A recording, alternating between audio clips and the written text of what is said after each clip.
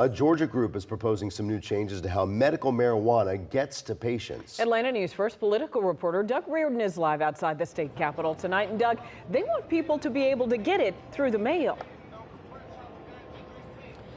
Yeah, just like you would get a letter or a package from Amazon, that type of thing. But because of recent changes in Washington, this is something that the Georgia Access to Medical Cannabis Commission actually thinks might be possible here in our state. Other states do it, they noted, just about 31 of them.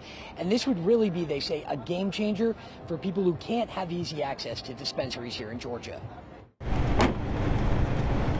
Corey Lowe says the only thing that's helped with her daughter Victoria's seizures over the years has been medical cannabis. She can't leave Victoria on her own, and getting to the dispensary to pick up her medicine every month is a drain on everyone. So if someone has cancer, if someone has seizures, or they're on hospice care, they can't just hop in the car and drive 30 minutes to a dispensary and get medicine. Lowe, who is also the director of cannabis advocacy group Peachtree NORML, is hoping new regulations being considered in Georgia to let patients get their cannabis through the mail comes through. I'm glad they're listening to the patients. It's Georgia patients first, and that's what this means, is putting patients first. The change was made potentially possible when the federal government rescheduled marijuana from a Schedule I drug, the most scrutinized in the country, to the much tamer Schedule III. According to a memo authored by Attorney General Todd Blanche, it allows USPS, UPS, FedEx, or any courier that offers trackable, certifiable deliveries to ship to patients. It's new for our state, but it's definitely not a new concept nationwide. Andrew Turnage is executive director of the Georgia Access to Medical Cannabis Commission, the group considering the change. Turnage says it's not just tough for parents to get to dispensaries, it's hard for elder patients, people living full-time in long-term care or medical facilities,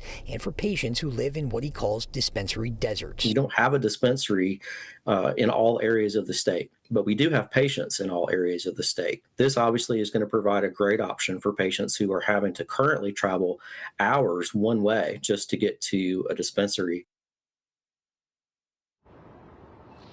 Yeah, we reached out. USPS told us today they would comply with all federal and state laws. We did not hear back specifically from FedEx and UPS on this, but the Cannabis Commission did tell us that many of these couriers, including UPS and FedEx, already have rules and regulations in place to be able to skip Schedule III drugs. Think about when they have to bring a load of, say, pharmaceuticals from a distribution center to your local pharmacy. They just couldn't do it before with Schedule I drugs. We're in downtown Atlanta. Doug Reardon, Atlanta News First.